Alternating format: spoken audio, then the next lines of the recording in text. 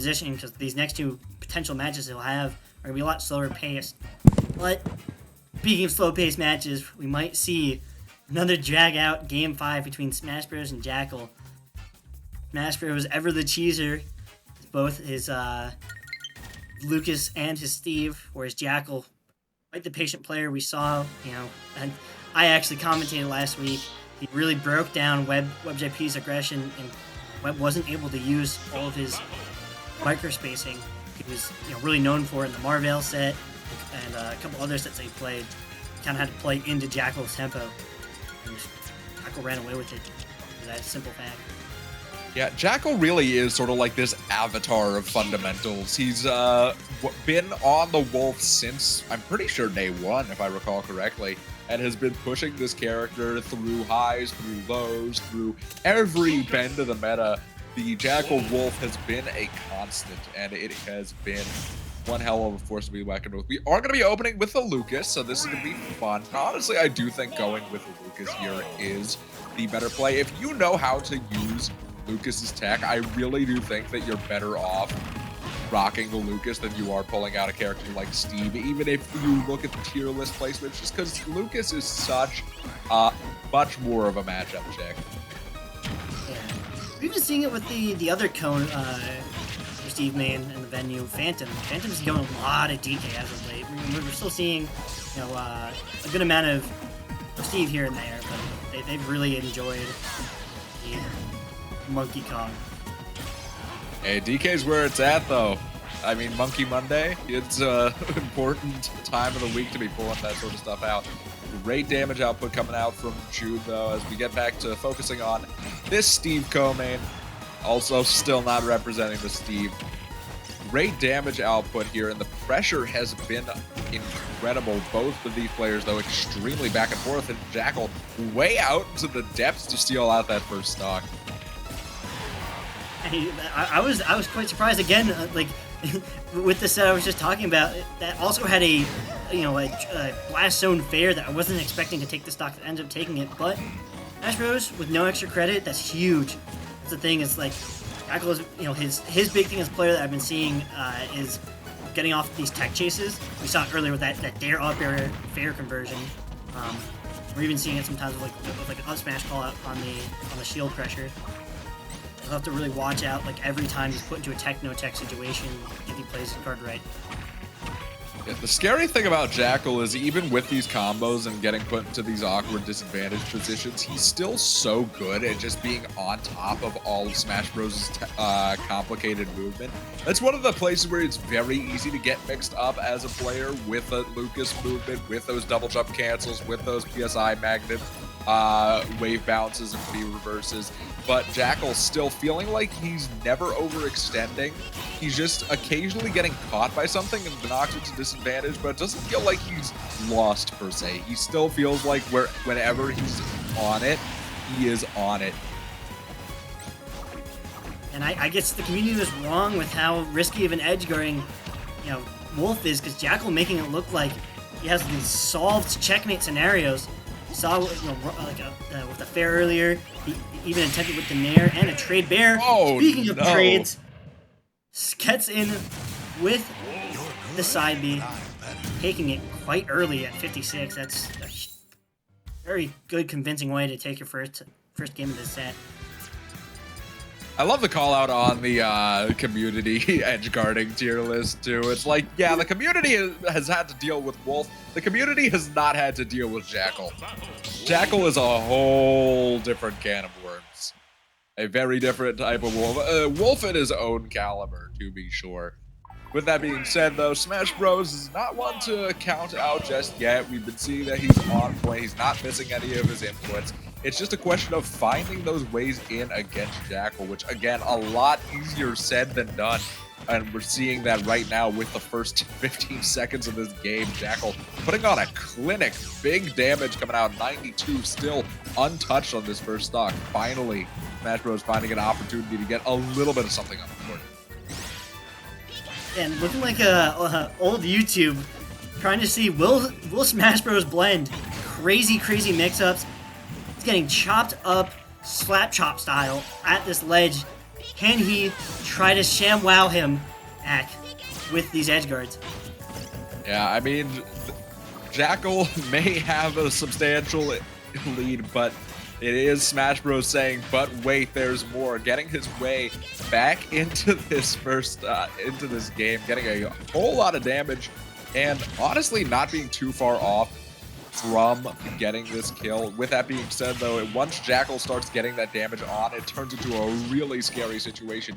Great composure, though, from Jakal, not getting scared by the damage, not getting caught lacking with these back airs, continuing to push this advantage state, the forward tilt, putting Smash Bros off to the edge. Again, not getting greedy, just making sure that people know exactly where you can be.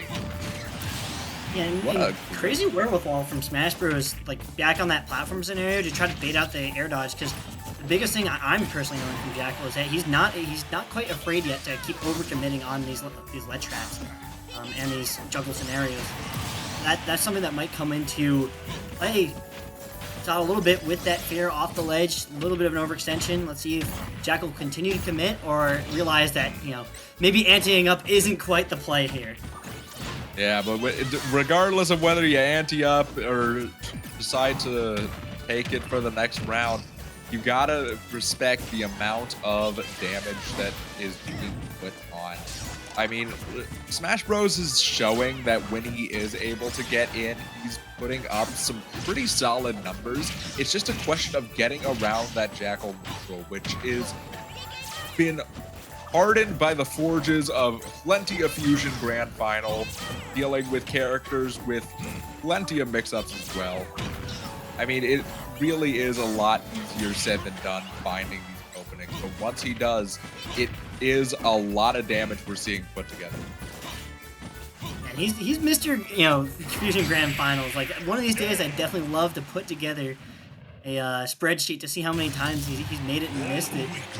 But speaking of consistency, he is not afraid to let his opponents know that you're unsafe. I'm gonna use my up smash, taking it 2-0. Jakal, just a force of consistency and a force of it almost feels like he is, to some degree, his own training mode. If you are at all unsafe on your combos, you're not going to get a combo counter saying this combo isn't true. You're going to get a big hit to the jaw saying, hey, check yourself.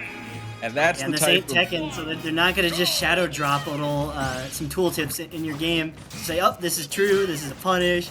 No, I kind of have to... Nah, you're a top 8 of Fusion. We're well past the tutorial phase at this point. You're not getting any flexibility, and you're not getting any mercy. Going over to Final Destination, I do like the idea of taking the platforms out of the mix, especially as Smash Bros. It feels like you're giving yourself a lot more control of the ground. Having such an in-depth projectile kit as well, it's going to make it a lot more awkward for Jakal to land and find his way back down from these disadvantaged states. Already, we're seeing the evidence of that with this huge opening from Smash Bros. In this game. Jakal, though, once he gets a couple of hits on the board, him having you in the quarter is a terrifying position. Yeah, that's a big thing with no platforms. It's a lot harder for Jakal to be ambiguous on his landing mix-ups, because in this matchup, you want to be landing at a 55-degree angle, because DJC can catch like shallower angles, like 35 degrees, and even sometimes 45-degree as well as the rest of his kit being just kind of tailor-made to kind of delete the 45-degree angle with the forward air and the back up like a really fast tether grab. My mistake. So it's a lot easier for his Smash Bros to kind of predict how Jakal wants to play these setups. I'm loving the up tilt kill. You don't get to see that one every day, but Jakal coming right back at it. It's like, okay, you know what? That's fine. You had your fun. F smash. Let's get right back into action. Holy crap, though. Down air not quite connecting entirely. That's tragic. What a huge find. Jakal pulled out his own whooshy fingerhold, but thankfully he was able to STI out of Smash Bros. Attempt at stealing this stock. Yeah, I get it. The lack of platforms is... Oh, wow. Okay. I never mind what I was going to be saying. Gorgeous back air find. Well, I was going to be saying it's a two-way street. You know, Jakal Smash Bros. Now has to worry about landing as well. But he doesn't have to worry about finding back airs, doesn't have to worry about calling out those high-angle recoveries. Now we're getting the Zair train across the stage, the dash attack, and catching the Wolf Flash with the PK Thunder 1.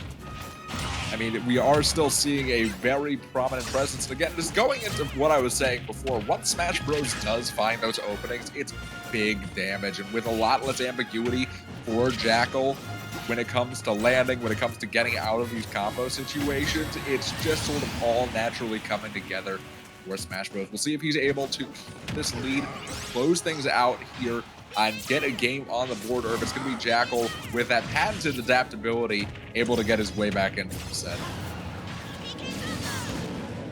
Speaking of getting his way back in, he's been from ledge to ledge being smacked around like a piñata. Let's hope that he's not bursting with candy at the end of this stock. Nah, he's full of something. I don't know if it's candy, but at least at the moment with 150%, he is certainly full of rage. And that makes this all the scarier if Smash Bros. Cannot find this final hit soon. Because Wolf with rage is not to be trifled with. The forward smash off of ledge going to be enough to close out Jakal with a 3-0. Not looking to play out a fourth game. He's got places to be, and that place is a winner's finals. We saw again, like we're gonna do winners finals the first stock he took of that specific game was off of the media hitbox of forward smash. Smash Bros. Played into it twice, trying to get a greedy DJC reversal. That's one of those options where it's safe against most things your opponent does. It's always got like that one little hole, that one little blind spot that if your opponent calls out, it's gonna be you in the world of hurt, not your opponent. Exactly. And again, all the respect in the world for Smash Bros. He was playing extremely well, but it just felt like Jakal was on top of things. That back air as well, that call out. He just had the spacings, the timings.